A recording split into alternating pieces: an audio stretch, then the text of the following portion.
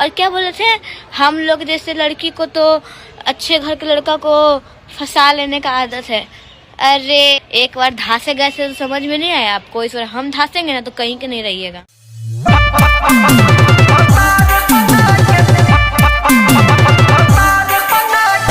Recording studio फिनहारा बाजार।